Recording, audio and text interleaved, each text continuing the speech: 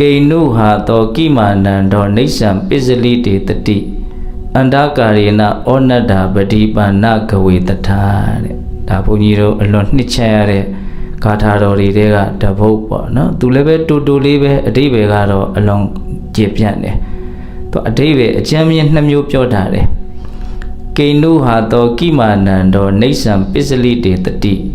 Andakarina onada badipa nagawi tatare Nisa amye pisali de tati longjuan ni di psipa lekene Keinu hato kimanando Panajang pyo piro ni nanyara ro Panajang nittat piro ni nanyara ro Megon li thokta no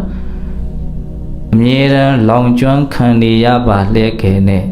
Bajang pyo naina ro Bajang nittat piro ni naina ro Pengo nyan shi de lu apho so yin di megon li ka su ne Ko thobi ro hlan hno lai talo taung phit twa nain ne no Ko sai na long ha amye dan long chuan khan ne ya de tat taung tat ta shin tan ne ya da ma hok phu pin man ji swa shin tan ne da adika bhe ya long chuan ne de le lo me sai ka long chuan ne de ba de ya tu shut myai lo tu ka long chuan ne da ro lo pyo yin ma de taung ka pyo ye de Mi tông miêu à tu shum nhai lo tu ha long chuan ne de mi tông miêu à ba de ro mat mi de la Ragaki dodaki mohaki loba lo ri ma ro ma tong mu yaga lo tong ne no loba apyin da po loba ko myat swa bya sanda raga lo sakalongနှလုံးတွဲပြီးတော့သုံးတာလည်းရှိတယ်sandaဆိုတာနှစ်သက်တာragaဆိုတာစွဲမဲ့တာလောဘအပျော်တာအပြင်းသားလို့အကြံမြင်နားလည်နိုင်မယ်ထင်ပါတယ်နော်တမတ်တဲ့အစင်ထီရောက်လာတဲ့လောဘဟာစိတ်ကိုအလွန်မှပူစေတယ်လောင်စေတယ်ဒါကြောင့်တချို့ဒေသနာမှာနတ္ထိရာဂသမောအဂိယာဂနဲ့တူတဲ့မီးမရှိလို့အလွတ်တောင်ဟောတယ်ဟုတ်လားခုဒီမှာလည်းမြတ်စွာဘုရားပြောထားတယ်စိတ်နှလုံးဟာအမြဲတမ်းလောင်ကျွမ်းနေတယ်တဲ့ဘာတွေကရှုမြိုက်လို့လောင်ကျွမ်းနေတာလဲဆိုတော့တမတ်မှုဟာရှုမြိုက်တယ်အမြဲတမ်းတော့မဟုတ်ဘူးပေါ့အခါအားလျော်စွာမကြည်နပ်မှုဒေါသကလည်းရှုမြိုက်တယ်အဲ့ဒီမကြည်နပ်မှုဖြစ်လာပြီဆိုရင်တော့ပူတယ်လောင်တယ်ဆိုတာအလုံးမထင်ရှားတယ်နော်နောက်မောဟဂိလို့ဆိုတဲ့မောဟမီးဟာလည်းရှုမြိုက်တယ်အဲ့ဒါလို့ကိုယ့်ရဲ့စိတ်ဟာစိတ်မှရင်လောင်ကျွမ်းနေတာတော့မဟုတ်ပါဘူးဒီရုပ်ပိုင်းဆိုင်ရာလည်းတကယ်တမ်းကတော့လောင်ကျွမ်းတယ်ဘာမီးလောင်နေတယ်လဲလို့မေးရင်ဇာတိဇရာမရဏမိသုံးမျိုးနည်းနည်းလေးပြောပြမယ်ဇာတိဆိုတာအမိဝမ်းကောင်းမှာဖြစ်ပေါ်ပြီးတော့မွေးဖွားလာတဲ့အနေအထားကိုမှဇာတိလို့ပြောတာမဟုတ်ဘူးအဲ့ဒါဘဝတစ်ခုရဲ့အစဇာတိပေါ့နော်အခုဒီနေရာမှာဘုန်းကြီးပြောရင်တဲ့ဇာတိကခဏတိုင်းထထဖြစ်နေတဲ့ဇာတိကိုပြောတာနော်ဇာတိဆိုတာဖြစ်ချင်းလို့အဓိပ္ပာယ်ရတာဆိုကြပါစို့အရန်ကိုအေးနေတယ်အေးတာဖြစ်နေတယ်ပေါ့နော်အဲ့ဒီအချိန်မှာအခန်းထဲကိုနော်အေယာကွန်အပူတက်လွတ်ထားပဲဆိုရင်နှွေးသွားတယ်အေးတဲ့အခြေအနေဟာတေဆုံးသွားတယ်နှွေးတဲ့အခြေအနေဟာမွေးဖွားလာတယ်ဒီလိုတင်စားပြီးတော့ပြောလို့ရတယ်နော်အပြောင်းလေးတွေကိုမြင်အောင်ကြည့်ပေါ့စားလောင်းနေတယ်စားလောင်းတဲ့ရုပ်တွေဖြစ်နေတယ်နေရာတွေကိုခတ်နေတယ်အဲ့ဒီချိန်မှာအာရမရစားလိုက်တယ်ဝါသွားတယ်စားတဲ့ရုပ်တွေပျက်စီးသွားပြီးဝါလင်တဲ့ရုပ်တွေဖြစ်လာတယ်အချိန်တိုင်းအပြောင်းလဲကိုမြင်အောင်ကြည့်ရင်ရုပ်ဟာပါတော့ဖြစ်ပေါ်နေတဲ့ဇာတိဖြစ်ပေါ်သွားတဲ့အရာအချိန်တိုင်းဖြစ်နေတဲ့ဆိုရင်သူရှိရာဖြစ်ခဲ့တဲ့အရာအမြဲတမ်းပျောက်ပေးမှသူဟာဆက်ဖြစ်လို့ရမယ်ပေါ့နော်အဲ့ဒီပျောက်သွားတယ်ဆိုတာမရဏပဲနော်တင်းချိုင်းပို့မီးရှို့ရမှာမရဏလို့ပြောတာမဟုတ်ဘူးအချိန်တိုင်းပြီးဆုံးနေတာကိုလည်းမရဏလို့နားလည်ရမယ်အဲ့လိုဆိုရင်ဇာတိဖြစ်ပေါ်လာတယ်မရဏချုပ်ပြောက်သွားတယ်ဖြစ်ပေါ်လာတာနဲ့ချုပ်ပြောက်သွားတာရဲ့ကြားထဲမှာအ ਨੇ ဆုံးဇရာသဘောလေးကိုမြင်ရမယ်ဟုတ်လားရှင်းရောသွားတယ်တနည်းပြောရရင်ပြက်ဖို့လို့အရန်သင်းဖြစ်အောင်ပြင်ဆင်ပေးလိုက်တယ်စဖြစ်လာတယ်ပြက်တော့မဲပြက်သွားတယ်ဥပတိပင်ဆိုတဲ့အသုံးနှုန်းလေးနဲ့လည်းပဲရှင်းတွဲပြီးတော့နားလည်နိုင်မယ်ထင်တယ်နော်ဇာတိဇရာမရဏရုပ်ဟာအမြဲတမ်းအဲ့ဒီမီးသုံးမျိုးလောင်ကျွမ်းနေတယ်တဲ့ဟုတ်လားဓာတ်ရိုက်မီးနဲ့ဟိုဟောထားတဲ့ဒေသနာလည်းရှိတယ်ဓာတ်ရိုက်မီးလောင်နေတယ်လို့ဟောထားတဲ့ဒေသနာတွေလည်းရှိတယ်ဥမာအစာကိုကြည်ကျက်စေတဲ့ဝမ်းမီးဝမ်းပိုက်ကိုစမ်းကြည့်ပူးနေတယ်ဟုတ်လားဇီရဏ ရုပ်ကိုရင်းရောသွားအောင်အမြဲတမ်းရှုမြိုက်နေတဲ့မိတစ်မျိုးကလည်းအဲ့ဒါချိန်နဲ့မျှလောင်းနေတယ်ခန္ဓာကိုယ်စမ်းကြည့်ရင်အနွေးတဲ့အမြဲတမ်းရှိတယ်ဒါကြောင့်အသက်50လောက်ဆိုရင်အရေးအကြောင်းတွေကထင်ရှားလာတယ်နော်60 90ဆိုရင်ပို့ပြီးတော့ထင်ရှားလာတယ်နော်နုတဲ့တစ်သီးလေးတွေကိုနေပူလှမ်းလိုက်တဲ့အခါမှာတဖြည်းဖြည်းနဲ့ရှုံတွသွားသလိုမျိုးပေါ့မီးလောင်ခံရတယ်ဆိုတာကိုအဲ့ဒီသက်သေကိုကြည့်ရင်သိနိုင်တယ်အဲ့မသိမချင်းလောင်ပါနော်ခုဒီမှာမြတ်စွာဘုရားအဓိကတော့စိတ်ကိုလောင်တဲ့မီးကိုရည်ညွှန်းတာပါနေဆံပစ္စလိတေတတိအမြဲတမ်းမီးလောင်လို့နော်ပူလောင်နေရပါလျက်ကဲနဲ့ကိဏုဟာတော့ကိမာနံတော့ဘာကြောင့်နော်ပျော်ပြီးတော့နေနိုင်တာတော့ဘာကြောင့်နှစ်သက်ပြီးတော့နေနိုင်တာတော့ဘလို့အတွေးတွေနဲ့ဘလို့စိတ်ကူးစိတ်သန်းတွေနဲ့ဘဝရဲ့အကြောင်းကိုအမှန်မမြင်နိုင်မဲနဲ့ဒီမာယာသဘောထဲမှာတော့လှည့်စားမှုကိုခံပြီးတော့ပြောစရာမဟုတ်တာကိုပြောစရာထင်နှစ်သက်စရာမဟုတ်တာကိုနှစ်သက်စရာထင်မျက်နှိုးစရာမဟုတ်တာကိုမျက်နှိုးစရာထင်ပြီးတော့လွဲမားတဲ့အတွေးတွေကြောင့်နှစ်သက်မှုပျော်ရွှင်မှုဆိုတာပုထုဇဉ်တရားဝါတွေမှာဖြစ်တယ်အဲ့ဒါကိုမြတ်စွာဘုရားထောက်ပြတာနော်အမြဲတမ်းလောင်ကျွမ်းနေပါလဲကနေဘလို့အတွေးနဲ့မြန်ပျော်နိုင်တာတော့ဘလို့အတွေးနဲ့မြန်နှစ်သက်နိုင်တာတော့နဲ့အံ့ဩစရာကြီးနော်ဒီမေကွန်အတိပ္ပယ်တွေအများကြီးကျေပြန့်တယ်လို့ပြောလို့ရတယ်ဘုန်းကြီးတို့တွေကဒီလောကရဲ့ဒီဖြစ်စဉ်ထဲမှာပဲပျော်နေကြတာပါနှစ်သက်နေကြတာပါကိုဖြစ်ချင်တာလေးတွေဖြစ်လာပြီဆိုပို့တောင်ပျော်ရွှင်ရသေးတယ်ကိုမဖြစ်ချင်တာတွေမဖြစ်တော့ဘူးဆိုရင်လည်းပျော်ရွှင်ရတာပဲဟုတ်တယ်မဟုတ်လားဟာတခါကိုဖြစ်ချင်တာတွေမဖြစ်တော့ပြန်ဘူးကိုမဖြစ်ချင်တာတွေကဖြစ်လာပြန်ပြီဆိုတော့လည်းပဲညှိုးငယ်သွားကြပြန်တာပဲဒါပေမဲ့ထပ်ပြီးတော့မျောလင်းချက်ကလေးနဲ့မှန်းပြီးတော့တခါကြိုးပြီးတော့ပျော်ကြရတာတော့မရှိဘူးလားကိုဖြစ်ချင်တာလေးတွေဖြစ်တော့မှကိုမဖြစ်ချင်တာလေးတွေမဖြစ်တော့ဘူးတဲ့ကျိုးပြီးတော့ပျော်ကြတဲ့အပိုင်းတွေရောမရှိဘူးလားရှိတယ်ဘာပဲပြောဘဝရဲ့အခြေအနေမှာကိုဘုန်းကြီးတို့ကြည့်မယ်ဆိုလို့ရှိရင်ပျော်တခါပြင်းတလှဲ့နဲ့သွားတာအဲ့ဒါတွေကိုဘုန်းကြီးတို့တွေဟာနားလေရမယ်ပေါ့နော်ဒေသနာတစ်ခုရှိတယ်အတ္တတံတတ္တရူပေနပိယရူပေနအပိယံဒုက္ခံဒုက္ခတရူပေနပမတ္တမတိဝတ္တိရှင်သေဝရိရဲ့မယ်တော့သုပ္ပဝါဒမင်းသမီးကိုအကြောင်းပြုပြီးတော့မြတ်စွာဘုရားကျူးရင်ခဲ့တဲ့ဥဒန်းဂါထာတော့ရှင်သေဝရိကိုသုပ္ပဝါဒကရှေးဝေကျွေးတစ်ခုကြောင့်9နှစ်ကိုဝင်ဆောင်ရတယ်လို့ဆိုတယ်ကိုဝင်ဒုက္ခကို9နှစ်ခံစားရတယ်လို့ဆိုတယ်အံ့ဩစရာကြီးပေါ့နော်ခေတ်စေသိပ္ပံအမြင်နဲ့ဆိုရင်တော့တချို့လည်းမဖြစ်နိုင်ဘူးလို့ထင်ကောင်းထင်မယ်ပေါ့ဒါပေမဲ့ဘုန်းကြီးတို့ကတော့ကျမ်းစာတွေထဲမှာအဲ့လိုပဲမှတ်တမ်းတင်ထားတာဆိုတော့ဒါထူးခြားဆန်းကျယ်တဲ့ဖြစ်ရတစ်ခုလို့ဒီလိုလေးပဲနားလည်ရမယ်ပေါ့အဲ့ဒါမွေးဖွားကနီးမှာတတိတွေပါတွေလွတ်သွားလောက်အောင်ပင်ပန်းနေဆင်းရဲတယ်ဒါပေမဲ့သုပ္ပဝါဒကအရိယာဥပဒကမှာတယောက်အဲ့ဒါမြတ်စွာဘုရားကြီးကိုဆင်းရဲလွန်းလို့မွေးကနီးမှာပင်ပန်းလွန်းလို့သူ့ရဲ့ယောက်ျားကိုမြတ်စွာဘုရားကြီးလှုပ်ပြီးတော့မြတ်စွာဘုရားကိုရှ िख ိုးခိုင်းတယ်ပြီးရင်သုပ္ပဝါဒကဒီလိုဆင်းရဲဒုက္ခတွေကျုံနေပါတယ်ဆိုတာကိုလည်းရှောက်ခိုင်းတယ်အဲ့ဒါနဲ့ကောလိယမင်းသားမြတ်စွာဘုရားဒီသွားပြီးတော့ဒီအကြောင်းအရာကိုရှောက်တဲ့ချိန်မှာမြတ်စွာဘုရားကနော်ချမ်းသာပါစေလို့မေတ္တာပြုတယ်တဲ့အဲ့ဒီမေတ္တာပြုတဲ့အခိုက်အတန့်မှာပဲဒီကလေးကိုချမ်းချမ်းသာသာမွေးတယ်အိမ်ပြန်လာတဲ့အခါကျတော့မိန်းမနဲ့ကလေးနဲ့က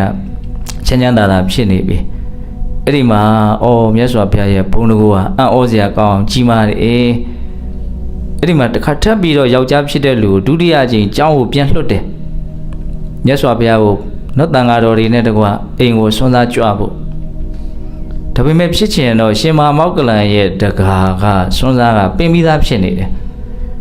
အဲ့တော့မြတ်စွာဘုရားကရှင်မမောက္ကလန်ကိုจิตမောက္ကလန်တင့်ရဲ့တကာကိုတွားပြီးတော့ပန်ကြားကြည့်သုပ္ပဝါဒအမျိုးသမီးဟာနော်ဒီလိုခက်ခဲပင်ပန်းပန်းရုန်းကန်ပြီးတော့ဒီဒုက္ခကလွတ်မြောက်လို့အခုငါ့ကိုဆွမ်းစားပင့်ထားတယ်အဲ့ဒါနော်တိခံပေးဖို့ခွင့်လွတ်ပေးဖို့ဆွမ်းတကာကိုတွားပြီးတော့ပြောခိုင်းတာကျင့်တတ်မှုရအောင်ပေါ့အဲ့တော့ဆွမ်းတကာကဘာပြောလို့ဆိုတော့ရှင်ဘုရားတဲ့တပည့်တော်ရဲ့အသက်ရဲ့တပည့်တော်ရဲ့စီးစိမ်ရဲ့တပည့်တော်ရဲ့ယုံကြည်မှုရဲ့ဒီသုံးခုကိုဒီ9ရက်အတွင်းမပြတ်ပါဘူးလို့ရှင်ဘုရားအာမခံနိုင်လို့ရှင်တပည့်တော်နောက်မှဆွမ်းကပ်ပါမယ်သုပ္ပဝါဒအရင်ဆွမ်းကပ်ပါစီအမေသူကလည်းအဲ့လိုပြောတာနော်ဘယ်နှမျိုးတယ်တော့3မျိုးနော်သူ့ရဲ့အသက်ရဲ့သူ့ရဲ့ဥစ္စာပစ္စည်းရဲ့သူ့ရဲ့ယုံကြည်မှုတရားတရားရဲ့ဒီ3ချက်ဒီ9ရက်အတွင်းမပြတ်ပါစေဘူးလို့ရှင်ဘုရားအာမခံနိုင်လို့ရှိရင်သူအရင်ဆွမ်းကပ်ပါစီတဲ့ဂျားတဲ့တည်သွားဘလို့လို့မလဲပေါ့သူတွေးရအဲ့တော့ရှင်မောက္ကလန်ကတကိုးနဲ့ကြည်တယ်တဲ့ဒီတက9ရက်အတွင်းမသေးဘူးလို့သိတယ်ဒီပစ္စည်းတွေလည်း9ရက်အတွင်းမပျောက်ပြတ်ဘူးလို့သိတယ် ဒါကြောင့်တခါကြီးခုနှစ်ရက်အတွင်းမင်းမသေးဘူးမင်းပစ္စည်းတွေလည်းမပျောက်ပြက်ဘူးငါအမခံတယ်ဒါပေမဲ့မင်းယုံကြည်မှုတရားတရားလေးမပြတ်အောင်တော့မင်းကိုယ်တိုင်ပဲအမခံပါလို့ပြောတယ်တဲ့ဒါတွေကစဉ်းစားတွေကကောင်းတဲ့စကားတွေမဟုတ်ဘုန်းကြီးကထည့်ပြောတာနော်ယုံကြည်မှုမပြတ်အောင်တော့ကိုယ့်အကိုပဲပါတော့ကြိုးစားရမှာစိတ်ကလည်းဂျာလဲခတ်နေတာသူကဟုတ်လားဒီစိတ်ကဟိုနဲ့တွေ့တာနဲ့တွေ့ဟိုကတွေ့တာတွေ့ထင်ညာထင်မြင်ညာမြင်သူ့ကိုနားချဖို့ဖြောင်းပြဖို့ဆိုတာတော်တော်ခက်တဲ့ကိစ္စဟုတ်လားအဲ့ဒါနဲ့ပြောကြပါစို့ဒီတိဝိရိမေတော့သုဘဝါဒမင်းသမီးဆွန့်ကပ်ခွင့်ရတယ်အဲ့ဒီဆွန့်ကျွေးပွဲမှာဒီတိဝိလိကသူက9နှစ်တောင်သူကရှိခဲ့ပြီဆိုတော့ပြောတဲ့ဆိုတဲ့အရွယ်လေးရောက်နေတာပေါ့အံ့ဩစရာပဲအဲ့ဒါရှင်သာရိပုတ္တရာနဲ့စကားအချီချပြောတယ်ဘယ်လိုတော့ရှင်သာရိပုတ္တရာသူ့ကိုမေးတာချမ်းချမ်းသာသာဖြစ်ရလားချမ်းသာရလားဘယ်ချမ်းသာပါမှာတော့ဗျာ9နှစ်တီတီတွေ့ချင်းနဲ့နေခဲ့ရတယ်အဲ့လိုမျိုးရှောက်တယ်အဲ့လိုအချီချပြောနေတာကိုမြတ်စွာဘုရားနာမှာရှိနေတဲ့သုဘဝါဒမင်းသမီးကမြင်တယ်မြင်တော့သူ့စိတ်ထဲမှာအလွန်မုဒိတာဖြစ်ဝမ်းမြောက်တယ်ကြည်စားငါသားငယ်ငယ်ရွယ်ရွယ်နဲ့ရှင်သာရိပုတ္တရာလိုပုဂ္ဂိုလ်မျိုးနဲ့တောင်တွတ်ဖက်ပြီးတော့စကားပြောနေတာဝမ်းသာသူဝမ်းသာနေတာကိုမြတ်စွာဘုရားမြင်တယ်မြင်တဲ့အခါကျတော့မြတ်စွာဘုရားသူ့ကိုမေးတယ်တဲ့သုဘဝါဒဒီလိုအစွမ်းတတ္တိရှိတဲ့သားမျိုးများရမှာဆိုရင်မင်းနောက်ထပ်ဘယ်နှယောက်လောက်ရခြင်းလုံးလို့မေးတယ်တဲ့အဲ့တော့သုဘဝါဒ9ယောက်လောက်ရခြင်းတယ်လို့ပြောတယ်တဲ့အံ့ဩစရာကြီးတော့စိတ်ရတဲ့ဘောသောသောကဖြစ်ခဲ့တဲ့ဒုက္ခတွေဘာဖြစ်သွားပြီတော့မေ့သွားပြီနော်အဲ့ဒီမှာမြတ်စွာဘုရားသောသောကဘုန်းကြီးရွတ်တဲ့ကာထာလေးကိုဥဒန်းအနေနဲ့ကျူးကျင်တာဥဒန်းဆိုတာတစုံတယောက်ကိုရည်ညွှန်းပြီးတော့ပြောတာမဟုတ်ဘူးကြိုက်မကြိုက်ဘယ်သူနားထောင်မထောင်သူ့အတူနှုတ်တော်ကနေစိတ်ထဲမှာမဆန့်တော့လို့အလိုလေးရောက်ထွက်ကြလာတဲ့စကားမျိုးကိုဥဒန်းစကားခေါ်တာမင်းတို့ကြိုက်တာမကြိုက်တာသဘောကျတာမကျတာဒါဘာမှထက်မတွက်ဘူးဟုတ်လား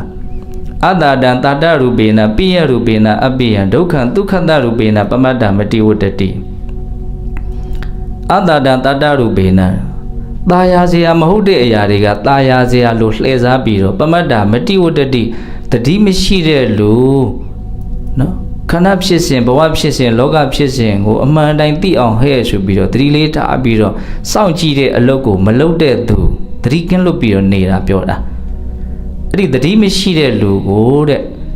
ตาယာစရာမဟုတ်တဲ့အရာတွေကตาယာစရာလိုနဲ့သူ့စိတ်ကိုလှည့်စားပြီးတော့နှိပ်စက်လိုက်မယ်လွှမ်းမိုးဖိစီးလိုက်မယ်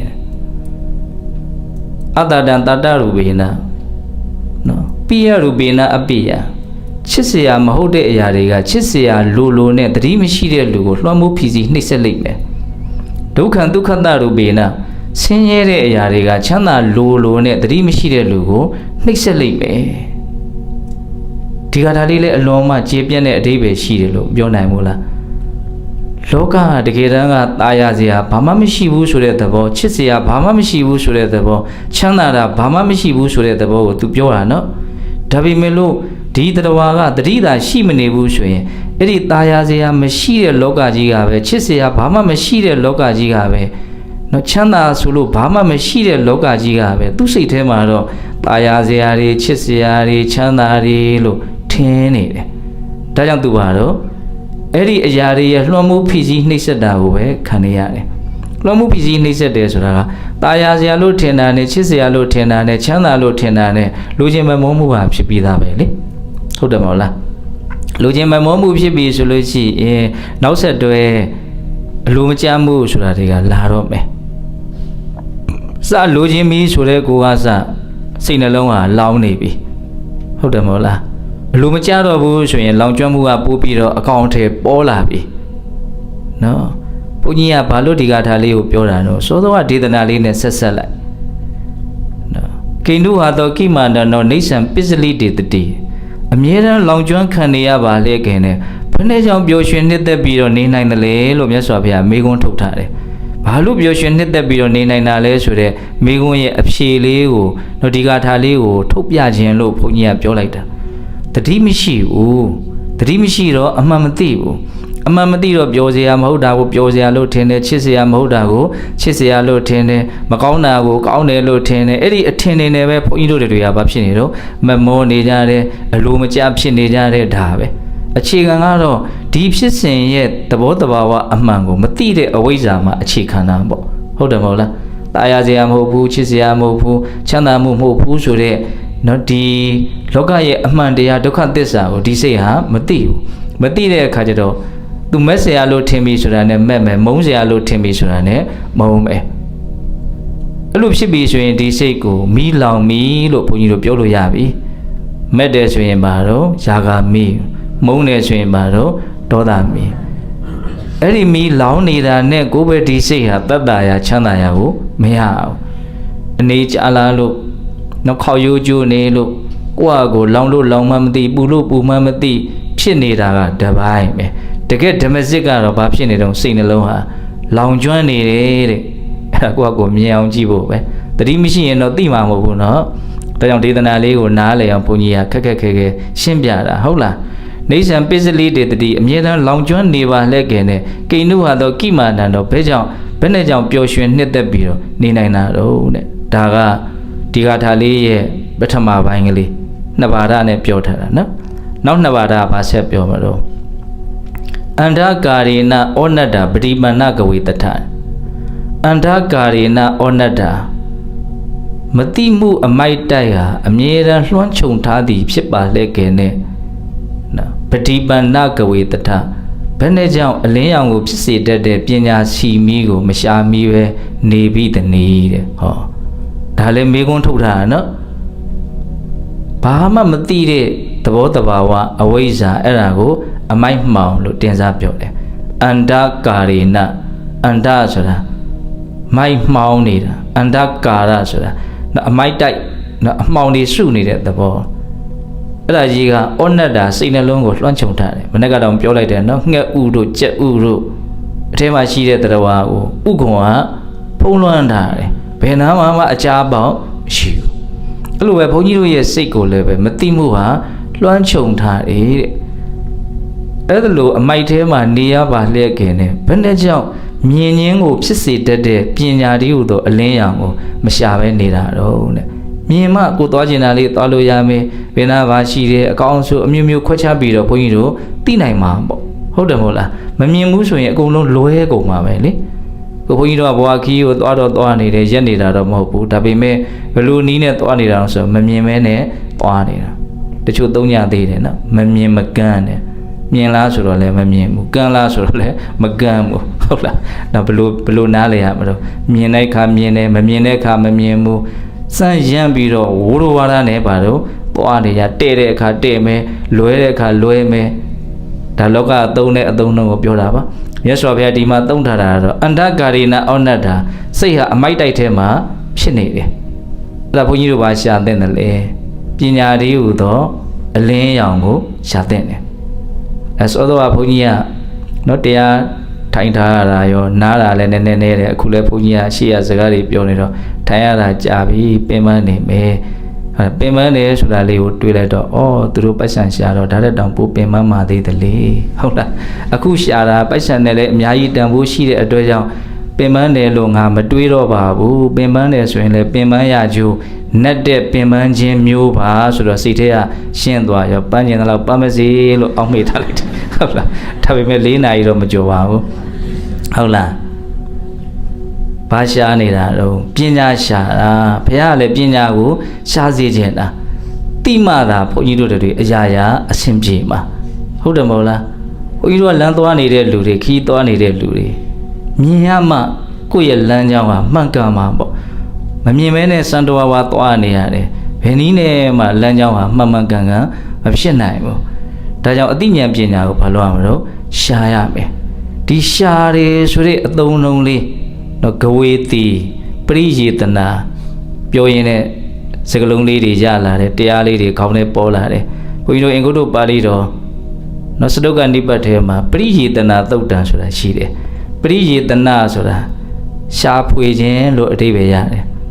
နော်လူသားတွေမှမဟုတ်ပါဘူးသရဝါတွေမှန်သမျှဟာအချိန်နဲ့အမျှတကုတ်ကုတ်နဲ့ရှာနေကြတာပဲဟုတ်တယ်မဟုတ်လားကိုယ်အားဉာဏ်အားနော်စိတ်အားအကုန်လုံးအားမျိုးစုံသုံးထုတ်ပြီးတော့ဘာလုပ်နေတော့ရှာနေကြတယ်ကာယကံမြောက်ရှာတာရှိတယ်ဝစီကံနဲ့ရှာတာရှိတယ်မနောကံနဲ့ရှာတာရှိတယ်ဟုတ်တယ်မဟုတ်လား ကံသုံးပါးနဲ့ရှာနေကြတယ်နော်အဲ့ဒီရှာဖွေခြင်းတွေကိုမြတ်စွာဘုရားဘယ်လိုလေးခွဲပြီးတော့ပြောတော့ဆိုတော့အရိယပရိယေတနာအနရိယပရိယေတနာနော်ဖြူရှင်မြင့်မြတ်သောရှာဖွေခြင်းရှိတယ်လို့ဖြူရှင်မှုလည်းမရှိဘူးမြင့်မြတ်မှုလည်းမရှိဘူးယုံညံ့မှုမဲညင်မှုနဲ့ရှာနေတဲ့ရှာဖွေခြင်းတွေလည်းရှိတယ်တဲ့အဲ့ဒီမှာမဖြူရှင်သောရှာဖွေခြင်းကိုအရင်ပြောတယ်အဲ့ဒါလေးတွေကမှတ်သားစရာကောင်းတယ်ယဟန်တို့တဲ့လောကမှာတချို့သောပုဂ္ဂိုလ်တွေဟာကိုယ်တိုင်ကနော်ဦးမင်းရှင်းရော်တတ်တဲ့သဘာဝရှိနေပါလေကဲနဲ့သူရှားနေတဲ့အရာတွေသူရှားထားတဲ့အရာတွေကြည့်လိုက်တော့ဦးမင်းရှင်းရော်တတ်တဲ့သဘာဝရှိတဲ့အရာတွေကိုပဲသူရှားထားတာတဲ့ဆက်ပြီးတော့သူရှားနေတာလဲဦးမင်းရှင်းရော်တတ်သောသဘာဝရှိတာတွေကိုပဲသူရှားမှာဒါဟာမမြတ်သောရှာဖွေခြင်းအမျက်မရှိဘူးဟောဦးမင်းရင်ရောခြင်းကြီးကသူကိုယ်၌ကဖြစ်နေပြီလားသူကိုယ်တိုင်ကဦးမင်းရင်ရောတတ်တဲ့သဘာဝရှိတယ်နောက်ထပ်ရှားတာလည်းပါတော့ဦးမင်းရင်ရောတတ်တဲ့သဘာဝရှိတာကိုပဲရှားထားတာတဲ့အဲ့ဒါကိုစီစစ်ကိုရှားထားတာတွေကမအူမဲ့အရာမဟောင်းမဲ့အရာပါသလားဥတယ်ဆိုတော့သက်ရှိကိုပဲသုံးတာပေါ့နော်သက်မဲ့ဆိုရင်တော့ဟောင်းသွားပြီနွမ်းသွားပြီတိတ်သုံးမရတော့ဘူးပျက်စီးတော့မယ်အဲ့ဒါဆိုရင်တော့အမိုက်ပုံပြည့်ရမယ်နော်ကိုယ်တိုင်ကအိုတတ်တဲ့သဘာဝရှိနေပါလေခင်နဲ့အိုတတ်တဲ့သဘာဝရှိတာတွေကိုပဲ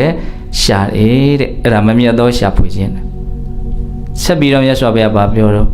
ကိုယ်တိုင်ကနာကျင်ခံခက်တဲ့သဘောရှိပါလေခင်နဲ့ကိုရှာထားတဲ့အရာတွေကလည်းနာကျင်ခံခက်တဲ့သဘာဝရှိတာမျိုးကိုပဲရှာထားတယ်ဒါကတော့သက်ရှိတွေကိုအဓိကရည်ညွှန်းမယ်ပေါ့နော်ဘုန်းကြီးတို့ခွေးလေးတွေမွေးထားတာရှိမယ်တချို့လဲလူချင်းချင်းရှာထားတာမရှိဘူးလားရှိတယ်နော်အဲ့ဒီရှားထားတာလေးတွေကဘာဖြစ်တဲ့အရာလေးတွေတော့နာကျင်ခံခက်မှုဖြစ်တဲ့အရာလေးတွေဆေးကန်းပို့ရမယ့်အရာလေးတွေဟုတ်တယ်မဟုတ်လားကိုယ်တိုင်လည်းဆေးကန်းသွားရမယ့်အရာနော်ကိုရှားထားတာလည်းဆေးကန်းသွားရမယ့်အရာဟုတ်လားဒါပါတော့မမြတ်သောရှာဖွေခြင်းလို့ပြောအမျက်မရှိဘူးနော်နောက်တတိယပါဆက်ပြောတော့ကိုယ်တိုင်ကသေဆုံးတတ်တဲ့သဘာဝရှိပါလေကဲနဲ့ကိုရှားထားတဲ့အရာကလည်းပဲသေဆုံးတတ်တဲ့သဘာဝရှိတာကိုပဲရှားထားတယ်တဲ့ဒါတော့ရှင်းပြစရာမလိုအောင်ကိုရှင်းတယ်နော်သက်မဲ့ဆိုရင်လည်းပြက်မဲ့အရာပဲရှားထားတာလက်ရှိဆိုရင်လည်းဘာတော့သေမဲ့အရာပဲရှားထားတာပြောရင်လည်းစိတ်ကတောင်ရောက်မြောက်ရောက်တယ်ရွာဘက်မှာငငယ်တုန်းကဆရာတော်ကြီးတစ်ပါးပြောတယ်သူဒီကိုမင်္ဂလာဆောင်တွဲလေးတွေလာကြတော့လို့ရှင်ဟဲအဲ့ဒါအလောင်းအပ်တာတဲ့သိလားအဲ့ဒါကိုသွားမှတ်ရတယ်ဘုန်းကြီးကဟုတ်လားငါသိရင်လည်းနင်ငါ့ကိုချပါနင်သိရင်လည်းငါနင့်ကိုချပါမယ်ဘာလို့တာလဲတော့အလောင်းအပ်တာတဲ့နော်လူငယ်တွေတွေ့တော့အဲ့လိုပြောခြင်းစိတ်ကပေါက်နေနော်ဟိုတလောကတောင်ဒီမှာကြံ့ပန်းမင်္ဂလာဆောင်တွဲဆွံ့ကြွေးတာတွေကြီးတွေ့ကြရတယ်ဟိုနဝါကုရှိမှာဟုတ်လားဟိုတုန်းကဆရာကြီးနန္ဒသိန်းတန်ရေးတဲ့ပြောရင်ပြောနေမယ်ချစ်ချင်းမေတ္တာဆိုတဲ့စာအုပ်ရှိတယ်လူငယ်ပိုင်းကိုနဲ့ရင်းနှီးတဲ့လူတွေဆိုရင်ဘုန်းကြီးကမကြဝဲပြီးတော့ပေးဖြစ်တယ်အဲ့ဒီစာအုပ်ကိုသဘောကျလို့အဲ့ဒီစာအုပ်ထဲမှာပုံမြင်မျိုးစုံပြောပြီးတော့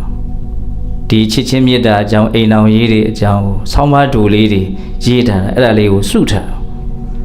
အဲ့ဒီတည်းကဆောင်းပါးလေးတစ်ပုဒ်ကိုအမှတ်ရလို့အဲ့ဒီမင်္ဂလာဆောင်တွဲကိုပြောဖြစ်တယ်အခုလည်းအမှတ်ရတော့ပြောလိုက်အောင်နောက်ဂရိပုံမြင်တစ်ခုသူတို့ဟာဒီလူတွေကိုဇုနမင်းကြီးကဖန်ဆင်းထားတာလို့ယုံကြည်ကြတာပေါ့အဲ့တော့ဇုနမင်းကြီးကအစကနဦးမှာလူတွေကိုဘလို့ဖန်ဆင်းထားတာလို့ဆိုတော့ခေါင်းနှလုံးလက်လေးပဲခြေလေးချောင်းနဲ့ဖန်ဆင်းထားတာတဲ့အဲ့တော့လူတွေကခေါင်းကလည်းနှလုံးလက်ကလည်းလေးပဲခြေကလည်းလေးချောင်းဆိုတော့အလွန်မှအာဆွမ်းကြီးတဲ့အတွက်ကြောင့်သူတို့ကိုဖန်ဆင်းတဲ့ဇုနမင်းကြီးကိုပြန်ပြီးတော့တော်လှန်ကြတိုက်ခိုက်ကြတယ်အဲ့တော့မဖြစ်ချေဘူးဆိုတော့ဇုနမင်းကြီးကလူတွေကိုတော့အားနဲ့အောင်လှုပ်လိုက်မှပဲဆိုပြီးတော့ခလေကောင်ကနေချမ်းချလိုက်တယ်ဟုတ်လားခေါင်းတစ်လုံးလက်နှစ်ဖက်ခြေနှစ်ဖက်နဲ့ဒီပုံစံလေးတွေဖြစ်လာတယ်နော်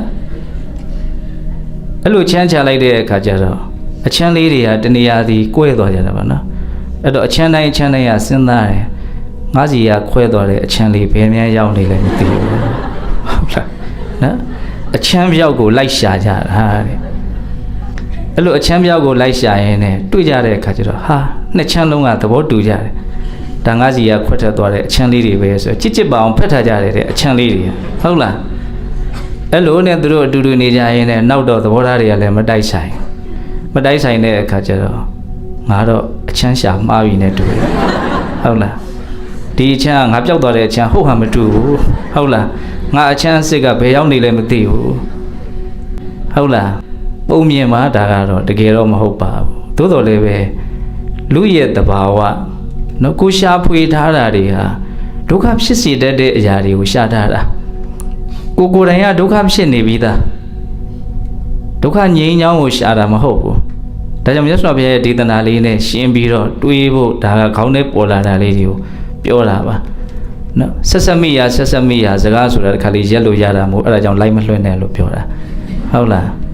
ခုကိုယ်တိုင်ကအိုမင်းတက်တဲ့သဘာဝရှိပါလဲနဲ့အိုတက်တဲ့သဘောကိုပဲရှာတယ်နာကျင်ခံခက်တဲ့သဘောရှိပါလဲကနဲ့နာကျင်ခံခက်တဲ့သဘာဝရှိတာမျိုးကိုပဲရှာတယ်သေဆုံးပျက်စီးတတ်တဲ့သဘာဝရှိပါလဲကနဲ့သေဆုံးပျက်စီးတတ်တဲ့သဘာဝမျိုးကိုပဲထပ်ပြီးတော့ရှာထားတယ်ဒါဘာမှအမျက်မရှိဘူးတဲ့အနရိယပရိယေတနာ၄မျိုးတောင်မြတ်စွာဘုရားပြောတာခုမှ၃မျိုးပဲရှိသေးတယ်ဘယ်ကနေစကားထက်သွားတာတော့မင်္ဂလာဆောင်တယ်ဆိုတာအလောင်းအတ္တာဆိုတာနေထွက်သွားတာနော်ဟုတ်လား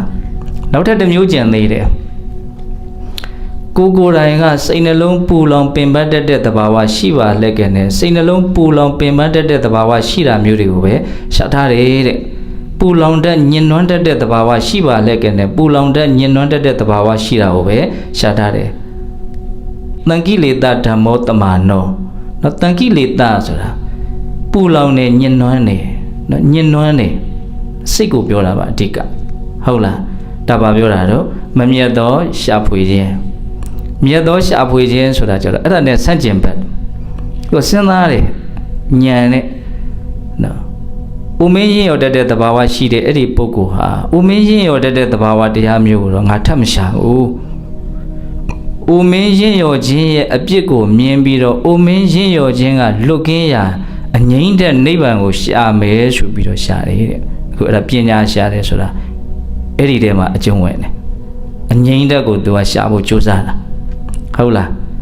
နော်ချုပ်ငြိမ်းသွားမဲ့အနေအထားဒုက္ခရက်သွားမဲ့အနေအထားကိုရှာတာစောစောကသူကချုပ်ငြိမ်းဖို့ရှာတာမဟုတ်ဘူးရက်ဖို့ရှာတာမဟုတ်ခရီးဆက်ဖို့ရှာတာသူကမတူဆက်ပြီးတော့လဲပတ်ဖို့အတွက်ပဲသူကကြိုးပမ်းအထုတ်တာရက်တန်းဖို့အတွက်ကြိုးစားအထုတ်တာမဟုတ်ဘူးဒါကြောင့်နည်းနည်းသွားရင်နော်လဲပတ်ဖို့ကြိုးစားတာရက်တန်းဖို့ကြိုးစားတာမဟုတ်ဘူးမီးတောက်ကိုဆက်ပြီးတော့တောက်ဖို့အတွက်မီးစာထည့်ဖို့ပဲကြိုးစားတာအခုဒုတိယပြောတာပါတော့မီးငြိမ်းဖို့ကြိုးစားတာသူကတောက်ဖို့ကြိုးစားတာနဲ့ငြိမ်းဖို့ကြိုးစားတာအဲ့လောက်กว่าရယ်နော်ရှာဖွေခြင်းမတူတာအဲ့လောက်ထိအကျိုးသက်ရောက်မှုကကွာခြားသွားတာဟုတ်လားကိုယ်တိုင်ကနာကျင်ခံခက်တဲ့သဘာဝရှိတယ်နာကျင်ခံခက်တဲ့သဘာဝရှိတာမျိုးတော့ငါထပ်မရှာတော့ဘူးဘာမှအမျက်မရှိဘူးဟုတ်လားဘာလို့ရှာမလို့နာကျင်ခံခက်မှုရဲ့အပြစ်ကိုမြင်ပြီးတော့နာကျင်ခံခက်မှုမရှိရာ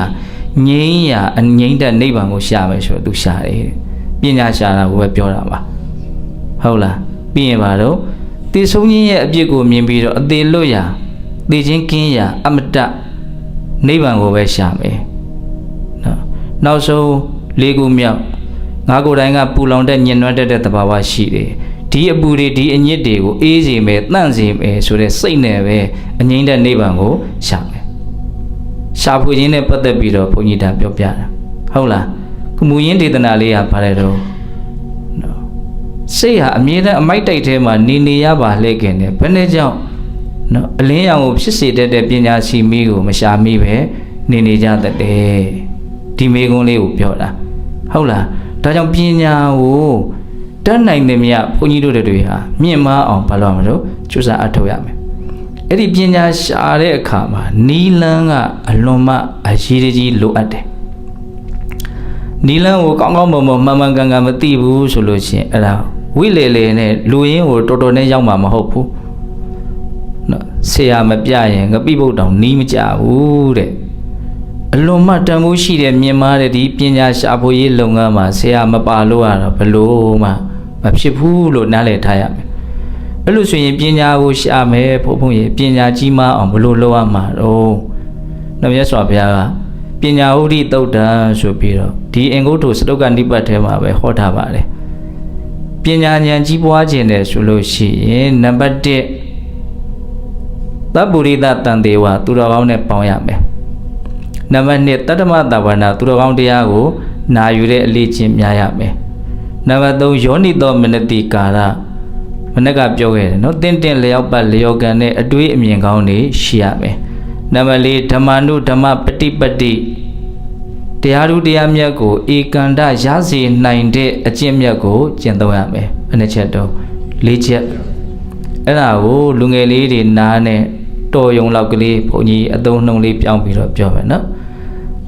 ကိုချင်းသီလဖြူရှင်တဲ့စိတ်ကောင်းနှလုံးကောင်းရှိတဲ့ရသော်ဘုရားရဲ့ဒေသနာတွေနဲ့ပတ်သက်ပြီးတော့လည်းပဲလိမ္မာကျွမ်းကျင်မှုအတိုင်းအတာတစ်ခုထိရှိတဲ့ပုဂ္ဂိုလ်မျိုးနဲ့ပေါင်းသင်ရမယ်ဆက်ဆံရမယ်နော်သီလနဲ့ပညာနဲ့ပြည့်စုံရမယ်လို့ပြောတာနော်ကိုပေါင်းသင်တဲ့လူဟာဟုတ်လားအဲ့လိုပေါင်းသင်ပြီးရင်ကိုနားလေးကိုရောက်လာတဲ့စကားတွေဟာဘလို့စကားတွေဖြစ်ဖို့များမှာတော့ကိုကပေါင်းသင်တာရွေးချယ်မှုမှန်ပြီဟေ့ဆိုလို့ရှိရင်ကောင်းတဲ့လူနဲ့ပေါင်းရင်ကောင်းတဲ့လူရဲ့စကားတွေကိုနားတဲ့အကြောင်းများမှာပဲလေကိုယ့်ရဲ့အတူယူမှုကလည်းပဲအဲ့ဒီလူစီကိုပဲတက်ရောက်မှုများမှာပဲလေအဲ့ဒါလို့ကိုအတူယူတဲ့စံထားတဲ့လူမျိုးတွေကိုယ့်ရဲ့အပေါင်းအသင်းထဲမှာရှိကိုရှိတဲ့တယ်ဒါလူငယ်လေးတွေအတွက်ပြောတာဟုတ်လားကောင်းတဲ့လူကိုပေါင်းရမယ်ကောင်းတဲ့စကားအများကြီးကြားရမယ်ဒါကိုပြောနေတာကောင်းတဲ့စကားကြားရမယ်ဆိုတာလည်းမှာကောင်းတဲ့စာတွေဖတ်ရမယ်ဆိုတာအကျုံးဝင်တယ်ကိုယ့်ရဲ့ခေါင်းနဲ့ကိုယ့်ရဲ့စိတ်ထဲကိုရောက်နေတဲ့အကြောင်းအရာတွေဟာတဘာဝကျတဲ့ကောင်းမြတ်တဲ့အကြောင်းအရာတွေဖြစ်ရမယ်အထူးသဖြင့်မြတ်စွာဘုရားဟောခဲ့တဲ့ဒေသနာတွေဟာအဲ့ဒီအကြီးအသေးတွေနဲ့ပြည့်ပြည့်စုံနေပြီးသားဒုက္ခဘယ်လိုငြိမ်းအောင်လုပ်ရမလဲစစ်မှန်တဲ့ချမ်းသာကိုဘယ်လိုရအောင်လုပ်ရမလဲအကုန်လုံးပြည့်စုံပြီးသားဒါကြောင့်ကောင်းတဲ့လူနဲ့ပေါင်းရမယ်ကောင်းတဲ့စကားကိုနားထောင်ရမယ်အဲ့ဒါဆိုရင်ဘုန်းကြီးတို့ရဲ့အတွေးအမြင်တွေမကောင်းမှမပူနဲ့တွေးတာမြင်တာတွေဟာအကုန်လုံးသဘာဝကျလာလိမ့်မယ်ခုဆိုကြပါစို့ဒီနားလေးဒီလိုလေးရောက်လာတယ်ဆိုတာကိုယ့်ရဲ့စိတ်ကကိုယ်တွန်းထုတ်လိုက်တာပတ်တဲ့နေအကျိုးရှိလိမ့်မယ်အချိန်နေရာဒီလိုပဲကုန်သွားတာပဲဒါဟာလှုပ်တဲ့အလုပ်လို့ကိုယ်တိုင်ကကိုယ်ကိုနားချလို့တိုက်တွန်းလိုက်လို့ရောက်လာတာဘယ်သူမှဆွဲခေါ်လာတာမဟုတ်ဘူးဘယ်သူမှရိုက်ထုတ်လိုက်တာမဟုတ်ဘူးအဲ့လိုလှုပ်လို့လဲရတဲ့အရာမဟုတ်ဘူးကိုယ်စိတ်ထဲကိုကဒါလှုပ်တဲ့နေလို့ထင်တဲ့အထင်ကြောင့်မို့လို့ဒီလုပ်ကိုလှုပ်လိုက်တာဒါဟာလှုပ်တဲ့နေလို့ထင်တဲ့မြင်တဲ့အရာဘာလဲလို့မယ်အဲ့ဒါယောနိတောင်းတဲ့တိကာရဟုတ်တယ်မဟုတ်လားဆုံးဖြတ်ချက်မှန်ကန်တယ်ပေါ့နော်ဘာလို့ဆုံးဖြတ်ချက်မှန်ကန်တယ်ဆိုမှန်ကန်သိထားလို့ဒါတမိုးမဲ့တဲ့ကိစ္စမဟုတ်ဘူးနော်အချီးနီးအကျိုးမဲ့ကိစ္စမဟုတ်ဘူးတမိုးရှိတဲ့အကျိုးရှိမဲ့အလုပ်ဖြစ်တယ်လို့ကိုယ်စိတ်ကနားလည်မှုရှိလို့မင်းဒါကိုသွားရမယ်နော်ဒီကိစ္စလုပ်ကိုလုပ်ရမယ်လို့ကိုယ်ကိုပြောလိုက်တာအဲဒါကြောင့်ကိုယ်လုပ်ဖြစ်သွားတယ်နော်တပါတော့ယောနိသောမနတိကာရ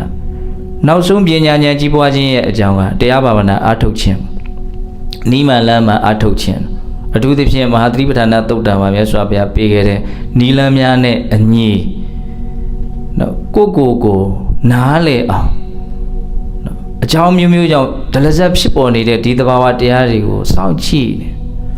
ဘာမှစိတ်ကလောတာလည်းမရှိဘူးနားလေခြင်းနဲ့စိတ်ကလေးနဲ့ကြည့်တယ်ရိုးရိုးသားသားဖြူဖြူစင်စင်ပဲလုပ်မယ်ဒီနေရာမှာတရားဘာဝနာလုပ်တယ်ဆိုတဲ့အခါမှာရည်ရွယ်ချက်ကလေးရတော့လည်းမှန်ဖို့လိုမယ်ပေါ့နော်နေရတာဗြဟ္မစရိယဇနကုဟနထနဇနလပနထနလာဘတက္ကာရတိလောကနိတံတထနဣတိမဇနောဇာနာတုတိတံဝရထံပဟနထံဝိရာဂထံនិရောဓထံဗြဟ္မစရိယသုတ်တံဆိုပြီးတော့ဒီအကျင့်မြတ်ကိုကျင့်တော့မယ်တတိပဋ္ဌာန်တရားကိုကျင့်တော့မယ်တရားဘာဝနာအလုပ်ကိုလုပ်တော့မယ်ဆိုတဲ့ပုဂ္ဂိုလ်ဟာမထားသင့်တဲ့ရည်ရွယ်ချက်5မျိုးရှိတယ်ထားရမယ့်ရည်ရွယ်ချက်4မျိုးရှိတယ်ဒါတွေကကျွမ်းကျင်ထားရမယ့်အကြောင်းအရာတွေလို့ဘုန်းကြီးထင်တယ်နော်ထားရမယ့်ရည်ရွယ်ချက်ကဘာတုံးဆိုတော့ဇနကုဟနထံလူတွေအံ့ဩဖို့ဆိုတဲ့စိတ်နဲ့ဣဒံဗြဟ္မစရိယဤမြတ်သောကျင့်ကိုနဥဒတိမကျင့်သုံးအပ်တယ်ကျွတ်တော့ဒီအလုပ်ကလုံနိုင်ခဲ့တယ်လေလုံနိုင်ခဲ့တဲ့အလုပ်ဆိုတော့လုပ်ပြီးဆိုတာနဲ့ဒီပုထုဇဉ်စိတ်ကြီးဟာယွန်စရာကြီးသူကဘာမျောလင့်တာတော့သူများအံ့ဩစေခြင်းလားနော်ဒီမယိုးသားဘူးဒီဥစ္စာသူများအံ့ဩဖို့ဆိုတဲ့စိတ်နဲ့မလုံနဲ့တဲ့ဒီစိတ်ဖြစ်တယ်လို့မို့ဘုရားတားတာနော် ငါတော့မဖြစ်ဘူးလို့မြန်သွားမထင်လေတဲ့နော်ကောင်းတာလုပ်တာတော့အဲ့ဒီရည်ရွယ်ချက်ကရှိနေတယ်မရှိရဘူးတဲ့ဇနလက်ပနတ်ထံလူပြောများဖို့ဆိုတဲ့စိတ်ကူးနဲ့ဣဒံပြမရှိရင်ဤမြတ်သောကျင့်ကိုနာဥတ္တိမကျင့်တော့အပ်တယ်ဒီခေတ်ပိုးဆိုတာဗောနော်ဒီကင်မရာတကားကားနဲ့ဖုန်းတကားကားနဲ့လိုင်းပေါ်အပြိုင်တင်ဖို့ကြိုးစားနေတာဘာလို့တာလူသိများဖို့ပေါ့လူပြောများဖို့ဇနလက်ပနတ်ထံလူပြောများဖို့ဆိုတဲ့စိတ်နဲ့အလောရဘူးတဲ့နာလာဘတက္ကရာတိလောကနိတန်တ္ထံလက်ပူဇော်တက္ကရာအချမ်းရအကျော်ဇောဒါရလို့စက်စိတ်နဲ့မလောရဘူးနောက်လက်လာဘတက္ကရာဆိုတော့သူများရိုးသေးသေးလေးလေးစားစားတန်ဖိုးထားပြီးတော့ဆက်ဆံတာကိုပြောတာ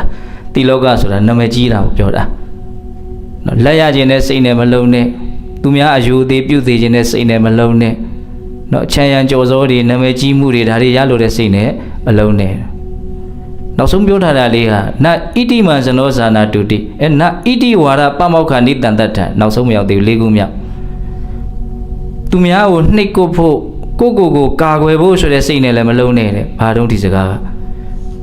မြတ်သောကျင့်ကိုကျင့်တယ်ကိုယ်တရားတွေထိုင်တယ်ငါဒီကိစ္စကိုသိတယ်သူများကိုမင်းတို့ဘာနာလဲလို့တော့မင်းတို့လုပ်နေတာတွေကဘယ်လိုသူများကိုဘာလုပ်မလို့သူကဆရာကြီးလုပ်နှိပ်ကွပ်သူများကိုလာအပြစ်တင်မယ်ဆိုရင်ငါလာပြောမနေနဲ့ငါမင်းရိတ်တာပေါင်းများစွာဝင်ခဲ့ပြီစခန်းပွဲပေါင်းများစွာဘယ်နှပတ်ရှိပြီဟုတ်လားသူကသူဘာလုပ်တော့ကာကွယ်ဒီကိစ္စနဲ့ပတ်သက်ပြီးတော့ငါဆရာကြီးလို့လုပ်ချင်အဲ့ဒီစိတ်မျိုးနဲ့ပါတော့တရားမလုံးနဲ့တဲ့နောက်ဆုံးကြတော့ဣတိမံဇနောဇာနာတုတိငါဒီလိုလုပ်နေတယ်ဆိုတာကိုလူတွေသိပါစေဆိုတဲ့စိတ်နဲ့မလုံးနဲ့တဲ့လူမသိသူမသိလေးသွားဟုတ်လားလူသိစေခြင်းနဲ့ဆိုတာကိုက तू ကယုံညံ့တဲ့အလိုလို့မြတ်စွာဘုရားသုံးတယ်ဒီအလိုဆန္ဒမမြင့်မြတ်ဘူးယုံညံ့တယ်ကိုလုပ်တဲ့အလုပ်ဟာမြင့်မြတ်တဲ့အလုပ်ကိုယုံညံ့တဲ့ဆန္ဒတွေနဲ့မလုံးနဲ့လို့ပြောတာကောင်းနော်ဒီသုတ်တန်လေးဟုတ်လားဒါဘုန်းကြီးကဘာဝတိပဲဖွင့်နေတာတော့ဓမ္မနုဓမ္မပฏิပတ်တိပညာဉာဏ်ကြီးခြင်းတဲ့ဆိုရင်၄ခုမြောက်အရေးအသွေးတရားအထုတ်ရမယ်ကောင်းတဲ့လူနဲ့ပေါင်းရမယ်ကောင်းတဲ့စကားနားထောင်ရမယ်ကောင်းတဲ့အတွေ့အမြင်ရှိရမယ်ကောင်းတဲ့အလေးအကျင့်လေ့ကျင့်ရမယ်ဒါဆိုပညာဉာဏ်ကြီးမယ်အခုကောင်းတဲ့အလေးအကျင့်ကိုလေ့ကျင့်ရတော့မယ်ဆိုရင်မထားတဲ့ရည်ရွယ်ချက်၅မျိုးထားတဲ့ရည်ရွယ်ချက်၄မျိုးတဲ့အဲ့ဒီနောက်မှာကပ်ပြီးတော့ဟောထားတယ်ဘလို့စိတ်ကူးနဲ့ဘလို့ရည်ရွယ်ချက်နဲ့တရားလုပ်ရမှာတော့တံဝရထံပါဟနထံဝိရာဂထံနိရောဓထံစကလုံးလေးတွေအလွတ်တောင်ရစေခြင်းတံဝရထံစောင့်စည်းမယ်ဆိုတဲ့စိတ်နဲ့လုပ်ရမယ်ဘာစောင့်စည်းမှာတော့အကုသိုလ်တွေဝင်လာရင်မဝင်နဲ့တားထားမယ်အကုသိုလ်တွေဝင်ရောက်နှိပ်စက်ခွင့်မရအောင်စောင့်စည်းတယ်တကယ်ဆောင်ချတာစီစစ်မယ်နော်မဖြစ်သေးတဲ့အကုသိုလ်တွေကိုမဖြစ်အောင်ဒီလိုမလုပ်ရင်ဖြစ်မဲ့အကုသိုလ်ကိုဒီလိုလုပ်လိုက်ခြင်းအဖြစ်မဖြစ်အောင်ကြိုးစားတာဒါကိုတံဝရထံခေါ်တာနားလည်မယ်ထင်တယ်နော်တံဝရထံမဖြစ်သေးတဲ့အကုသိုလ်တွေကိုမဖြစ်အောင်တားမြစ်ဖို့အကုသိုလ်မဖြစ်အောင်လုပ်တာဟုတ်လားပြီးရင်ပါတော့ပဟာနထံနော်ဖေရှားမယ်အကုသိုလ်ကိုဖေရှားမယ်ဆိုတဲ့စိတ်နဲ့လုပ်တာဆိုလိုတာမကောင်းတဲ့အတွေးတွေပေါ်လာတယ်မကောင်းတဲ့စိတ်ကူးစိတ်တန်းတွေပေါ်လာတယ်ဖြောက်ပြမယ်ကွယ်ဟုတ်လားစောသွားပါတော့မဖြစ်သေးတဲ့အကုသိုလ်မဖြစ်အောင်လုပ်တာအခုက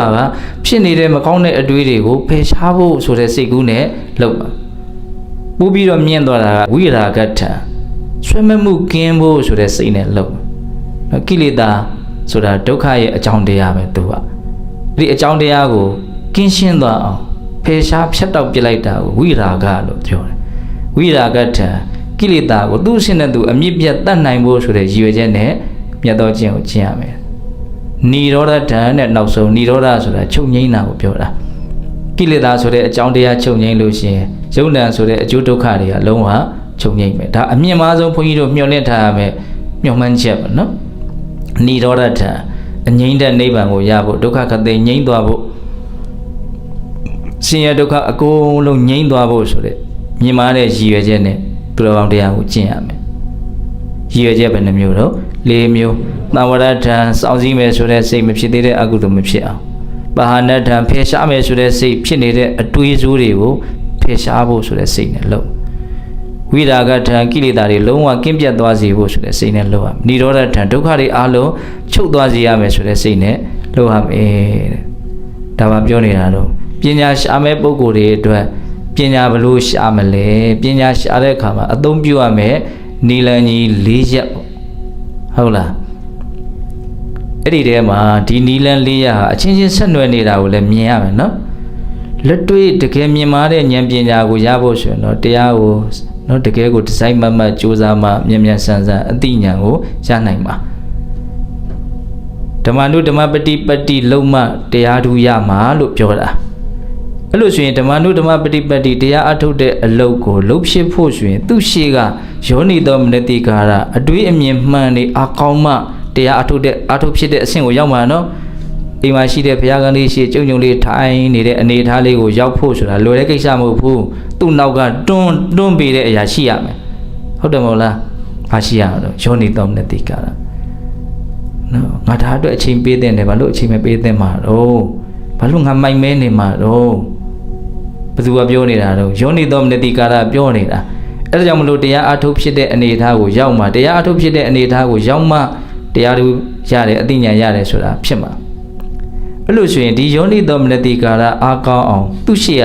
ဘာအားကောင်းအောင်ဘုန်းကြီးတို့လုပ်ရမှာဆိုကိုနာတဲ့ကိုဘလို့အဓိပ္ပာယ်ရှိတဲ့စကားသံတွေအကြောင်းများတယ်လေဒါတစ်ချက်စဉ်းစားရရှိဘလို့တရားတွေနားထားတယ်လို့ဘလို့စာပေတွေဖတ်ရှုနေတော့